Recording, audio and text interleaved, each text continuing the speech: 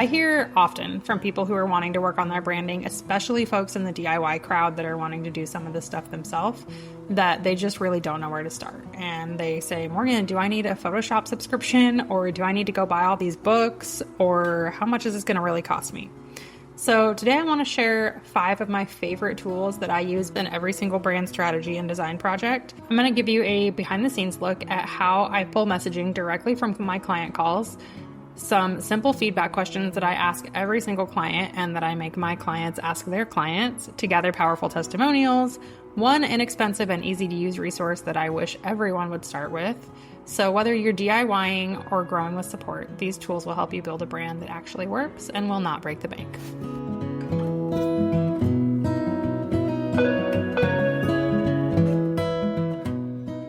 Welcome to the Six Figure Brand Podcast, where each week we're pulling back the curtain on what it really takes to build a six-figure business as an online service provider.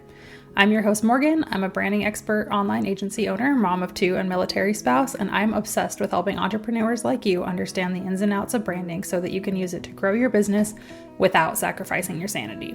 Whether you're just starting out or focused on scaling, we're diving into everything you need to build a profitable and sustainable online business. Let's get to it.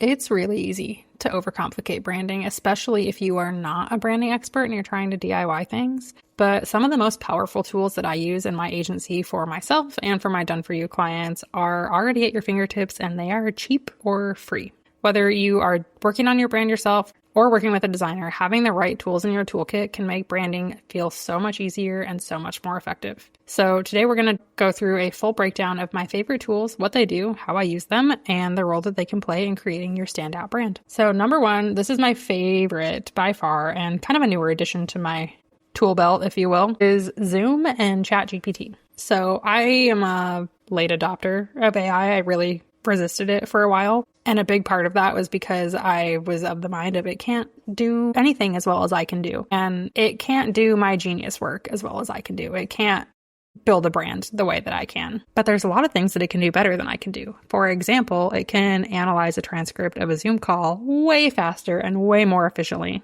than I can. So let's talk about how I use those tools. I've talked about this in several episodes, namely episode 7, I believe, where I talk about using client feedback in your business. But if you are a service provider, I'm pretty positive that you are already doing calls with your clients, whether they are like kickoff onboarding calls, sales calls, mid-project check-ins, offboarding, whatever. You are having conversations with your exact ideal clients. So, and I will caveat this with, I would really only do what I'm about to talk about for clients who you would like to have more of like that. So if you had somebody who was like really not a good fit, or there was some reason that you would not work with that person again, then maybe leave them out of this process. But it really is a goldmine of insight if you know what to do with those calls. So first of all, record them all. I know it sounds silly and like a lot of work. Like, do I really need to record every single call that I have with them?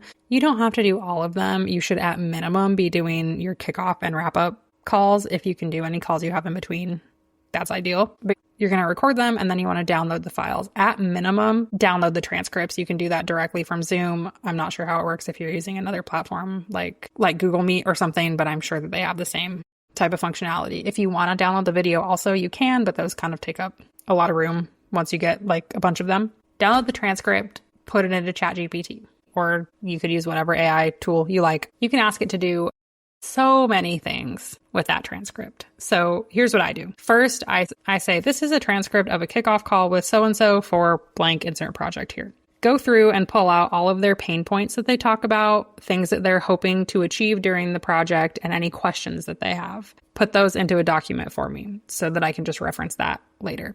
Then I ask it to use the transcript to think of X number. Usually I do like 2 to 5 ideas for Instagram posts, LinkedIn posts, Threads posts, and emails. This is where you're going to be able to really use the exact things that your clients are talking and asking you about to then create more content, which other ideal clients are thinking and wondering about, and you can answer all those questions directly for them. I cannot overstate how helpful it is to actually use your client's own language in the marketing content that you create. So first we have creating a database of like voice of the client research. Second, we have thinking of ideas for marketing content. Third, you can say, hey, based on what this person is saying during this call, this is probably more specific to a wrap-up call. You can say, hey, can you analyze this? If there's anywhere where they had questions or concerns or things that they maybe didn't love, I'd try not to use the word criticisms, just like personally, but areas of opportunity. How could I improve my process? Or what are some additional offerings that I could maybe create that kind of play off of the conversation we had and the things that they're saying they need in their business? This is so useful because you are literally capturing your audience's own words and then using ChatGPT to help you turn that into something tangible, whether it's marketing content or updating your offers or changing your website or any of those things. Actually talking to your people, and you already have such a good resource in those call recordings, and using ChatGPT can really help you to make the most of that and get really strategic about what you're doing with that information. I will also caveat this with, you should let your people know that you're recording your call. I know Zoom does that for us automatically, but like, we're not trying to be like sneaky about this.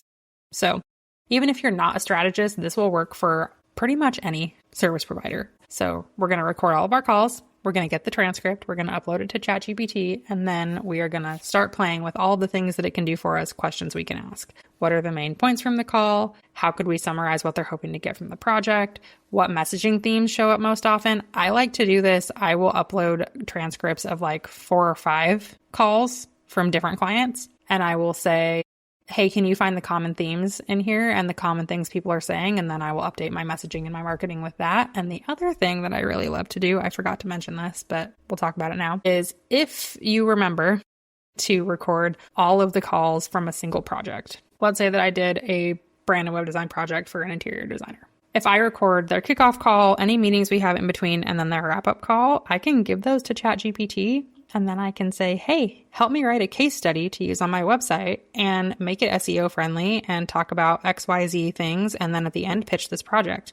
And they have all of the content they need in my exact words from what I'm saying on the calls and in my client's exact words from what they're saying on the calls to spit out a nearly done case study for me that then I can go through and edit, and I can spend maybe an hour on something like this versus spending, I'm not kidding, normally a case study would take me an entire day to do from scratch. So number one, and I probably should have not put this at the beginning because it's by far the best and most useful brand strategy tool, is Zoom plus ChatGPT. Number 2 is Google Forms for client feedback. And really, I shouldn't even say Google Forms, just any forms. If you like Typeform, if you like Dubsado, Honeybook, whatever, just a form that makes collecting client feedback easy. The purpose here is really the same as the purpose of the Zoom calls plus ChatGPT point. We want to know what your clients are saying. So I have an entire episode about this. It's one of my favorite and most popular podcast episodes. It's number 7, how to use client feedback to improve your online business. Similarly to your client calls, client feedback forms are a gold mine of marketing content and of ideas of ways to improve your business. So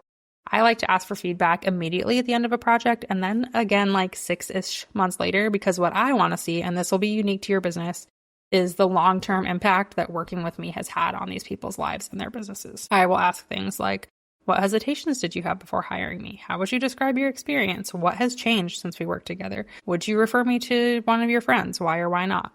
You can use the information that you get from these forms not only to refine your services, but also, again, to get the exact words that your clients are using so that you can echo those in your brand strategy, your marketing, etc. So I'm not going to dive too much deeper into this one, but go listen to episode 7 where I do a full deep dive into why I think client feedback is such an underutilized tool and how you can use it to improve your brand. My third favorite brand strategy tool in my tool belt is a newer one. It is the Standout Brand Foundations Workbook. I would say shameless plug, but it's not shameless at all. I really think this is a killer tool, and you will not be sorry if you purchase a copy. The Standout Brand Foundations Workbook is basically a Google Doc version of the exact process that I use with my one-on-one clients, so that you can go through the Standout Brand Framework completely on your own. So this is great for if you're not sure if you want to work on brand strategy or if that's something you need, if you don't have the budget to maybe hire somebody one-on-one, if you're newer to business, if you just enjoy doing things yourself and you want to learn more about brand strategy. It's great for that, but it will take you step by step through everything that I do with my clients to define their purpose, mission, vision, values, ideal client, a competitor audit, defining their special something, brand voice, story, client experience, I love this tool so much that I actually use it whenever we're doing a one-on-one session. So there's some sections in there that I skip over because they're really tailored more for DIY than my one-on-one session. But whenever I tell you it's the tool that I actually use, it is the tool that I actually use. It turns brand strategy into a step-by-step process that anyone can follow, even if you're just getting started. So I recommend doing this before you hire a designer, before you DIY your visuals. And then I also recommend going back through it like yearly or so, just to make sure that you're keeping everything aligned. There are going to be some updates that you want to make to your overall brand strategy just as business grows and changes and evolves. And that's totally cool. That's what it's there for. So you can grab the Standout Brand Foundations workbook in the show notes for $29. And honestly, it is the best and most cost-effective entry point if you want a clearer, more cohesive brand, but you don't know where to start. Next, we're finally going to get into some visual tools. This one should not surprise you. It's Pinterest. I love Pinterest.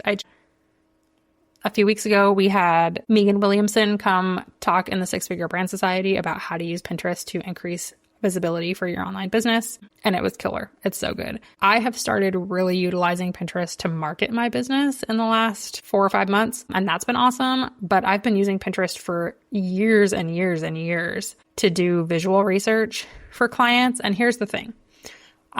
First of all, I don't take images from Pinterest and put them in mood boards or design projects. Don't do that. You're stealing somebody's art. Please don't do that. What I do love it for is to help kind of paint a picture of what I'm thinking for my clients without having to create a bunch of stuff from scratch. So frequently what I will do during a one-on-one session is just open up Pinterest and like build a Pinterest board with my client to be like, hey, how are you feeling about this? Do you like this? What about this style of fonts? How about these colors? And it is great for communicating visually, right? So people come to me because they don't know how to say what they want. They don't know how things should look. And so I can't say, okay, well, tell me what color it should be or what type of fonts do you like? They don't know the answers. That's why they're hiring me. So Pinterest is a great way to do some of that visual exploration without having to create anything yourself and without having to like piecemeal things together from Google, because that's not fun. So strategy always comes before visuals. Always, always download your Standout Brand Foundations workbook before you open Pinterest. But once you've nailed that, Pinterest can really help you articulate how you want your brand to look and feel. And you can use that either as your own inspiration if you're DIYing or to share with a designer,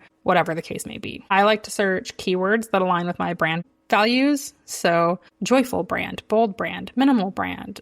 You can also look for design styles. So things like minimalist brand, feminine brand, masculine brand, earthy brand, any sort of like visual word that you would use to describe how you want things to look. And that can be a great place to start. And then I would also not sleep on more lifestyle type inspiration. So like interiors, clothing, nature, books, anything that you can think of that you might see in real life and be like, oh, that's a cool idea for a brand. Go then search that on Pinterest and see if any fun inspiration comes up.